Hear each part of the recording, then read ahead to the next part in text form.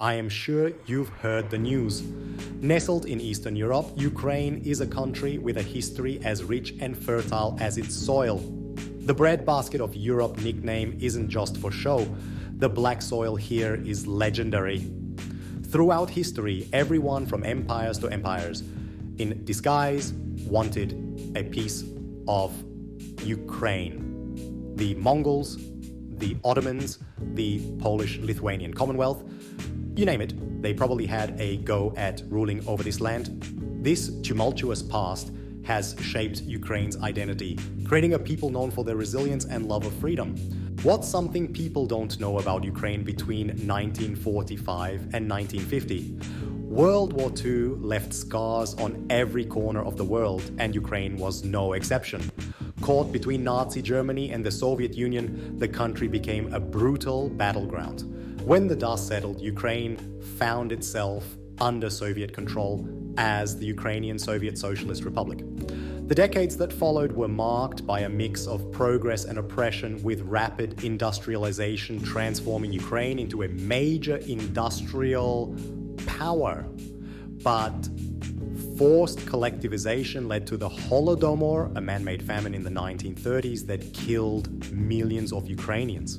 What's something people don't know about life in Soviet Ukraine during the 1950s and 1960s? For ordinary Ukrainians, life under Soviet rule was a mixed bag.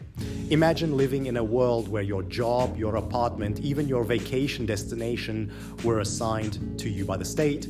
Censorship was rampant, with the government controlling all forms of media and expression. Despite the hardships, Ukrainians found ways to thrive, finding joy in simple things like a shared meal or a night out at the theater. Beneath the surface of conformity, a quiet resistance was brewing, a yearning for freedom and self-determination. I don't think people understand how resilient Ukrainian culture was during the 1960s and 1970s. From embroidered shirts to soulful folk songs, Ukrainians found subtle ways to express their national identity.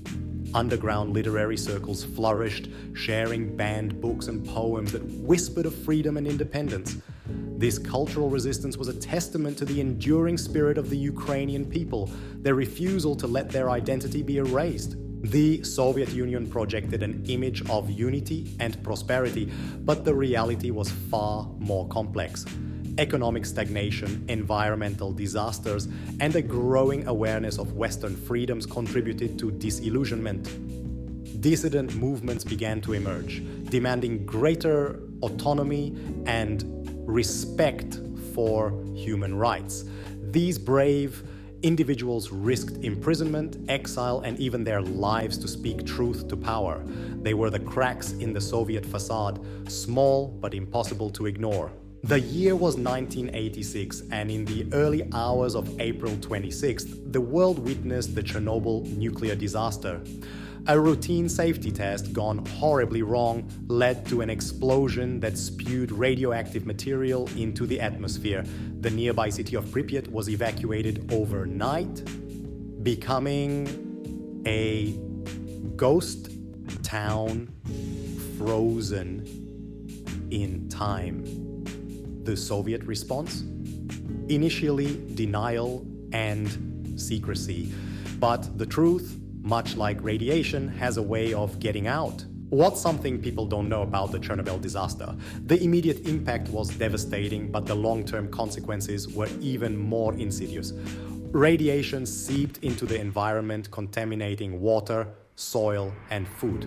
The true cost of Chernobyl, both in terms of human life and environmental damage, may never be fully known. Amidst the tragedy, there were also stories of immense courage and resilience, with firefighters and liquidators risking their lives to limit the spread of radiation. What are your thoughts on the long-term impacts of the Chernobyl disaster? Share in the comments below. By the late 1980s, the Soviet Union was starting to unravel. Years of economic stagnation, political repression, and disastrous policies had taken their toll. Mikhail Gorbachev's policies of glasnost and perestroika were valiant efforts but ultimately futile. Across the Soviet republics, the winds of change were blowing strong, with one republic after another declaring independence. For Ukraine, the Chernobyl disaster had exposed the cracks in the Soviet system, fueling a growing sense of national identity and a desire to break free from Moscow's control. I don't think people understand the challenges Ukraine faced after declaring its independence on August 24th, 1991. Over 90% of Ukrainians voted overwhelmingly in favor of independence in a referendum held in December 1991. The transition wasn't easy, with Ukraine inheriting a struggling economy, a vast nuclear arsenal, and a political system in dire need of reform. Leonid Kravchuk became the first president of independent Ukraine, navigating the country through these turbulent times. The nation was ready to take its place on the world stage as a sovereign and independent nation. You need to hear this if you're a young Ukrainian in the early 2000s. The early years of Ukrainian independence were marked by hope, uncertainty, and growing pains. The transition from a centrally planned economy to a market-oriented one proved painful for many, with inflation soaring and industries struggling to adapt. Corruption infiltrated every level of government and society, but Ukraine pressed on with reforms, adopting a new constitution embracing democratic principles. On the international stage, Ukraine navigated a delicate balancing act between its historical ties to Russia and its aspirations for closer integration with Europe. A new generation of Ukrainians was coming of age, eager to shape their own destiny and build a better future for their country. I don't think people understand the depth of corruption and political games in Ukraine during 2005-2010. As the new millennium dawned, Ukraine grappled with familiar demons, corruption, political infighting, and the shadow of its larger neighbor to the east. Despite some economic growth and a budding civil society, Ukraine's political landscape remained a tangled web of oligarchic influence and backroom deals. The 1990s saw a revolving door of prime ministers and presidents, each promising reform, but often falling prey to the same old temptations of power. The dream of a truly democratic and prosperous Ukraine felt at times as elusive as ever. What's something people don't know about the 2004 Ukrainian presidential election? Viktor Yanukovych, the Kremlin-backed candidate, faced Viktor Yushchenko, a pro-Western reformer. The election was rigged, leading to mass protests across the country. This was the Orange Revolution, a testament to the power of peaceful protest and the unwavering spirit of the Ukrainian people. A new election was held, and Yushchenko emerged victorious, showing the world that Ukrainians were willing to fight for their freedom. What's something people don't know about the pivotal years of 2013-2014 in Ukraine? The Orange Revolution solidified Ukraine's desire for closer ties with the West, but it also deepened the divide within Ukrainian society between those who yearned for Europe and those who felt a cultural connection to Russia. The years that followed were a period of political seesawing, with Viktor Yanukovych winning the presidency in 2010. Yanukovych stalled on signing an association agreement with the European Union, opting instead for closer economic ties with Russia. For many Ukrainians, it felt like a betrayal, a step backward after years of striving for a different future. Why are there not more people talking about the year 2014 in Ukraine? In 2013, it boiled over again. Sparked by Yanukovych's U-turn on the EU agreement, hundreds of thousands took to the streets, protesting corruption and authoritarianism. The government's response was brutal. Scores were killed, their blood staining the streets. Despite the violence, they stood their ground. What's something people don't know about the annexation of Crimea? As the Euromaidan protests raged in Kiev, Vladimir Putin saw an opportunity.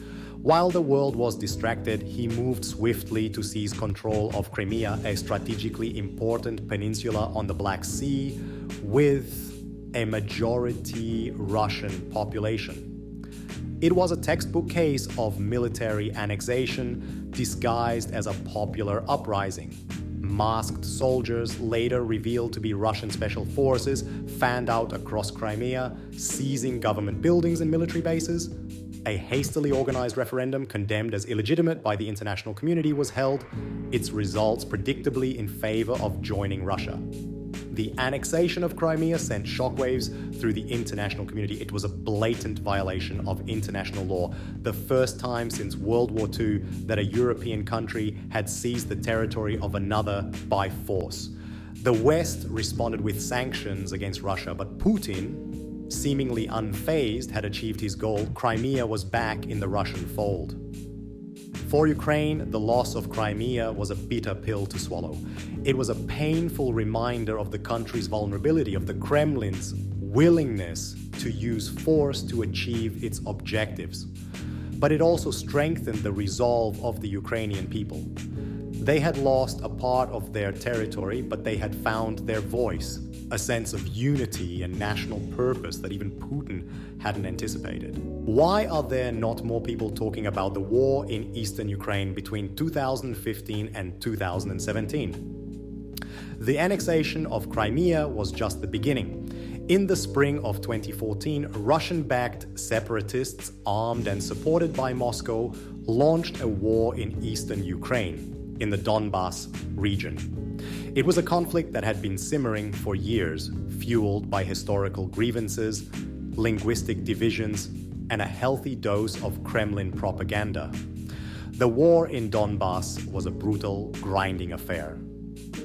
Fought in trenches and urban centers, with neither side able to gain a decisive advantage. Thousands of Ukrainian soldiers and civilians were killed. Millions were displaced from their homes, becoming refugees in their own country. Despite facing a larger and better equipped enemy, the Ukrainian military, bolstered by volunteers and a surge of national pride, put up a fierce resistance. They were fighting for their homeland, for their families, for the right to determine their own future. The war in Donbas, often overshadowed by other global crises, became a tragic stalemate, a frozen conflict that continues to this day. It is a constant reminder of the human cost of aggression, of the fragility of peace, and of the enduring strength of the Ukrainian spirit. This is gonna blow your mind. The spirit of Vyshyvanka, culture as a weapon. Ukraine's vibrant culture endures through history. Suppressed, occupied, starved, yet never silenced. Like wildflowers through concrete, Ukrainian culture persists. Vyshyvankas symbolize Ukrainian identity. Unique patterns passed down through generations. Today, they declare pride and defiance. More than clothes and songs, it's poetry, art, and resilience. Stunning murals in Kyiv and Lviv. Creativity as a weapon against oppression. Ukrainian culture stands out, worth fighting for. I bet you didn't know Ukraine is becoming the Silicon Valley on the Dnipro. Tech, innovation, and the Ukrainian diaspora. Ukraine has quietly become a tech powerhouse. Cutting-edge software development, artificial intelligence, and a startup scene attracting global investment. Ukraine's becoming the brain basket of Europe. Programmers, engineers, and entrepreneurs making waves globally. The Ukrainian diaspora is making its mark worldwide, from tech to fashion to astrophysics, inspiring the next generation. The future is full of possibilities. Why are there not more people talking about Ukraine's fight for freedom and its place in the world?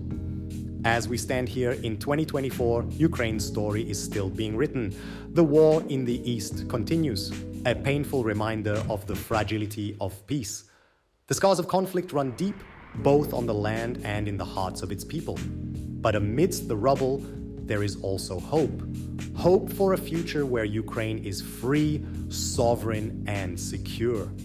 Hope for a future where democracy thrives and corruption is a distant memory. Ukrainians are not easily broken. They have faced down empires and dictators, endured famines and invasions, and emerged stronger. Ukraine's fight for freedom is a fight for democracy and self-determination. It's a fight that resonates far beyond Ukraine's borders. The future may be uncertain, but Ukraine will endure. Its people will rebuild, innovate, and create. The spirit of Ukraine will continue to turn towards the light, towards a brighter future.